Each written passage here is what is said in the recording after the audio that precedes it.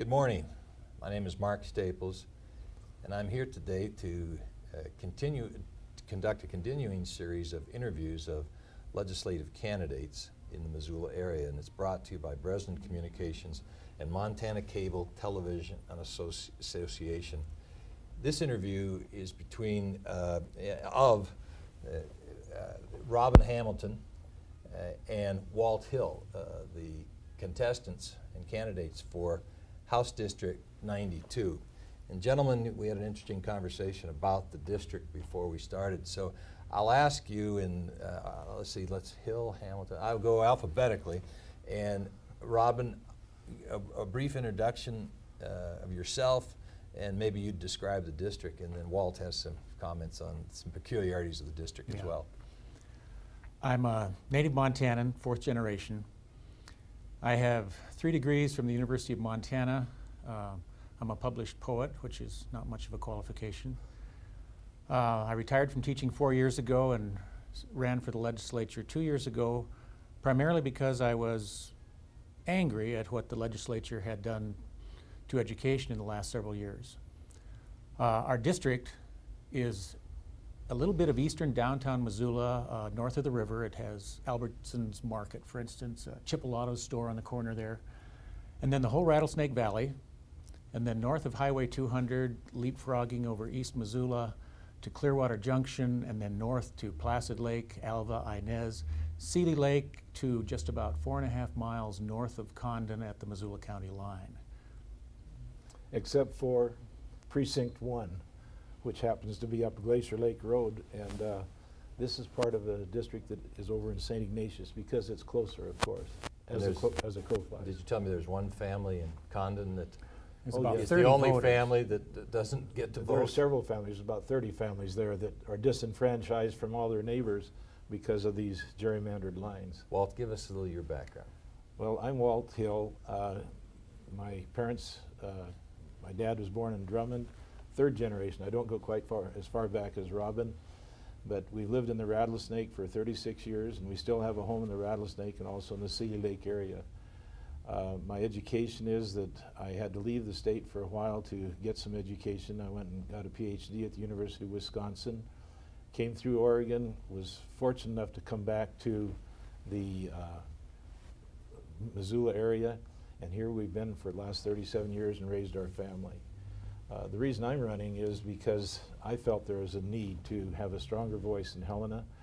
I feel that there are issues that need to be resolved, things that need to be done. And for this reason, I've made myself available. I've had experience in the city council and various city and county boards. And I thought perhaps I could help at the state level. And so I was asked if I would run. Indeed, I said yes, and I will do my very best to represent this area. Now, how many degrees do we have between the two of you? Ooh, I got 3. 3 and I've got, I don't know which, At least- bachelor's, master's, PhD, and I also Yeah. got a Juris Doctorate along the way, so I'll try to keep up. yeah, I'm doing fine. As you both know, we're in the best of times or the worst of times. We have a surplus. Praise the heavens. Up till yesterday, it was estimated to be $550 million we're looking at, and the latest figures are now that it's going to be by 09, $900 million minus the $150 they'll use for reserves. You're talking about a $750 million surplus. We have competing plans already introduced by the Republican Party, the Democratic Party. The Democrats is called the Square Deal for Montana. That's the governor's plan and the Democratic Party's plan. We've got the handshake with Montana. That's the Republican Party's plan. Give you both an opportunity, and I'll start with you, Walt, to talk about the competing plans. Are you inclined to endorse either one of those plans, or do you have your own ideas about using the surplus? Well, I have strong endorsement of some portions of it. That's a lot of money, and Montana has traditionally been a little deficit, but recently, because of many factors, we have this surplus. I do feel that some money should go back to the taxpayers, and indeed the Republicans have said that we will look for a property tax adjustment to bring an 8% at least reduction to the property tax, giving families that have paid the taxes a reduction in their property taxes, a permanent reduction, not just a rebate. Certainly that's one good aspect, but that won't take all of it. The residual has tremendous pressure on it to do certain things. I think we'll talk later about perhaps the pension funds, things like this, but the point is that with some of this money, I think that we need to invest in the future.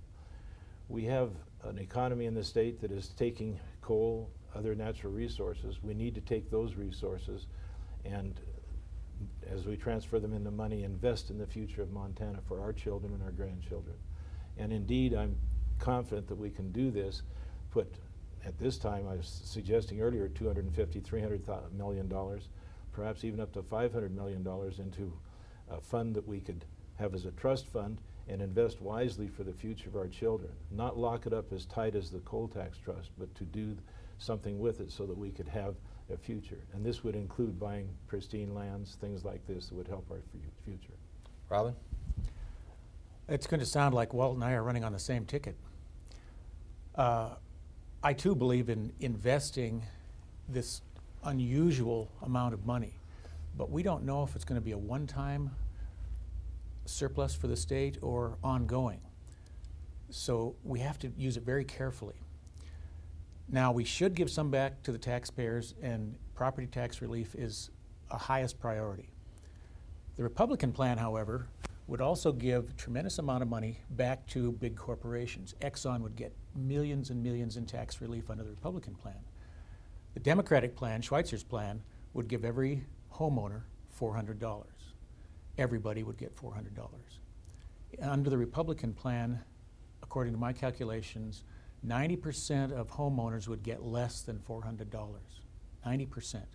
So Schweitzer's plan is clearly the superior of those two plans. He's also talking about spending a great deal of money to buy pristine lands, particularly in western Montana, Plum Creek lands, and I know we'll agree on this. But more than that, I'm going to try and propose a bill in which we invest in infrastructure and kids. What could we do if we put solar heating on every school in eastern Montana? What if we insulated the buildings and put high quality windows in all those buildings? We would reap the benefits for years. Those school districts would have more money to spend on program and teachers. Let's go to the next subject. That's a good segue. Just last year, you are aware that the Montana Supreme Court found that our school funding system was inadequate. And last year, 80 million was put, or last session, 80 million was put in during the general session, and another 37 million during the special session. You both have education backgrounds. What is your opinion? Some people have said we fixed it. Some people say we've barely scratched the surface. Briefly, where are we in your mind dealing with K through 12? I know your backgrounds are also university, but particularly K through 12, kindergarten through the 12th grade in Montana. Where are we on addressing funding inadequacies, and where do we need to get? Robin, start with you this All right. time.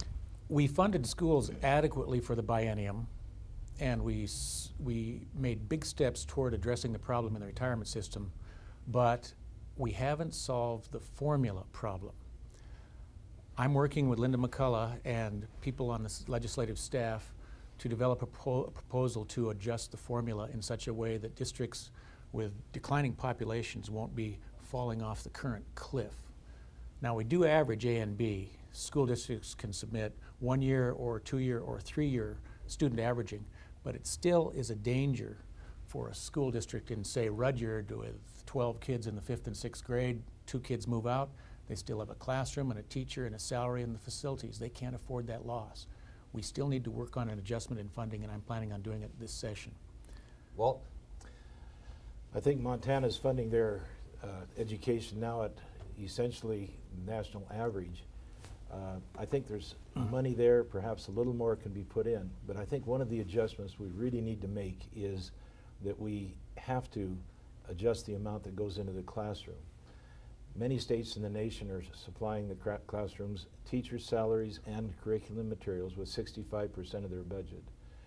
In Montana, it's 49.1%. clearly some of this money should be redirected to the classroom to help the quality of education. And I think that's one thing we as a legislature can do, is to take these monies and direct them to the classroom to where the children and the teachers will be properly treated. In addition, I think that we need to take the money for education that we have in higher education and increase it. I think the higher education, the university level, needs an increase in their educational funding. When I came here, I believe the universities were funded approximately 84% by the state. Now that amount is less than 40%. And for this reason, tuitions have gone up. It's been very difficult for the students. We need to reinfuse the universities with money, especially in research and development, which will pay back. For every dollar that is given to the university system, $3.50 come back into the state coffers. I think we need to look carefully at that as an investment rather than an agency. You're both from this area. You both have relationships with the University of Montana, obviously. You can just give me a one-word answer: support or not support the governor's proposal to freeze tuition with a cash infusion from the surplus. Support. I definitely support that and increase it even. Okay. I said it's the best of times, worst of times, because I think among the gloss of the $750 million projected surplus is also the realization. It sort of reminds me of the old joke, your teeth are fine but your gums have to come out. We have a $1.3 billion deficit in our public retirement pension system. How do these two dovetail? How do we treat it? Last session we put $100 million into it at one time to try to bring it down. That brought it down to $1.3 billion. It's obviously a situation that's going away, not going away. They are legal obligations. They are constitutional obligations. It's something we can't walk away from. How do we deal with it? Walt, I'll start with you. Well, I think additional funds have to be put in to ameliorate the situation. I think we are in a situation where we can do that to some degree. And that would be the third aspect of what I would do with the surplus, is to give some to allay these pension deficits. However, I also think that we can look carefully at the investment program for the pension funds. And in this day when the stock market continues to rise, in this day when we have other resources in this state in which we can invest, I do believe that we can do a better job of investing for the future. Not pay it off completely, but let the onus be back on the investment boards to try to get this up to where it ought to be. I think because the stock market took such a hit, the program did have a problem. I think now we're in a position where we can reinvest at a much better level. Robin? I agree completely. In the special session, when we put the $100 million in, we knew it wasn't enough, but that's all we had in the budget. We are in the rare position of being able to do a great deal to take care of a huge problem. We're constitutionally obliged to make sure the pension plans are actuarially sound to 30 years. They're not. But by putting $100 million in, $200 million in the TRS and maybe $50 million in the PERS, we gain tremendous amount toward bringing that back down. For our viewers who would not understand those acronyms, it's Teachers' PERS is Public Employees Retirement System, TRS is the Teachers' Retirement System. We've also established an oversight committee to look at the investments. As Walt said, we are looking very carefully and making sure that they're doing the best possible job with our funds. You're both fine gentlemen, obviously. You have a lot of agreements. In closing, what distinguishes you from each other when the person goes into the booth and says, you know, both of those gentlemen are fine gentlemen and represent us well, but I've got to make a choice. Why you and not Walt? Walt, why you and not Robin? Robin? The biggest difference between Walt and Robin Hamilton is that I'm a Democrat. I talked to some people on the streets that said they would have loved to vote for Walt Hill, but he ran for the wrong party. If Walt got to Helena, he would find himself at odds with 90% of his party, and it would be very difficult for him to manage. I, however, am in line with my party, and my party supports my platforms. I don't think the Republican Party of Montana now supports Walt's platforms. Walt, how do you distinguish yourself, but you also have some things that you may want to address? It's always interesting to listen to another analyze where you are. Indeed, I think, first of all, I live in the district. Robin doesn't. I think I can represent the district much more fully than he does. But more than that, the Republican-Democrat argument, it's interesting to watch Governor Schweitzer in this. The Republicans came out with a platform in June and had a number of issues in their handshake with Montana. Virtually each of these planks the governor has taken and turned around and put a little Democratic spin on them and brought back. I think that I'm far more Republican than Robin is Democratic. But whatever the case, the issues we agree on, it's how to deal with them. And generally the Democratic Party believes in infusing more money, spending more and spending more. I'm fiscally conservative, and I believe in trying to do more with less. And I believe that we can. I think there are lots of problems in the state government. I have been told that since the last biennium we have hired over 2,000 new employees at the state level. If that's really the case, this is going the wrong way. We can't forever live on borrowed money or money that may not be there, as Robin pointed out, in the next biennium. So I think it's critical that we tighten our belts, be frugal even in the time when we have surplus, and not just spend it, but invest it wisely for the future. And so I really believe that the Republican platform, as stated early on, and really picked up by Governor Schweitzer, I thought it would be good to invite him to join the party. It would be wonderful to have that. But whatever the case, the bottom line is that I'm fiscally conservative and would like to spend less money to do more. Well, on behalf of Bresnan and the Montana Cable Television Association, I want to thank you both for taking the time on a weekday to come in and talk to us, explain your positions. I know we didn't get to all of them, but I hope we gave the viewers a flavor. Speaking of that, the most important thing for you, the viewer, to do based on this time that these gentlemen are taking to run for this job, campaign for this job, and then if elected, go serve in this job, is for you to take the time to vote. And thank you for tuning in.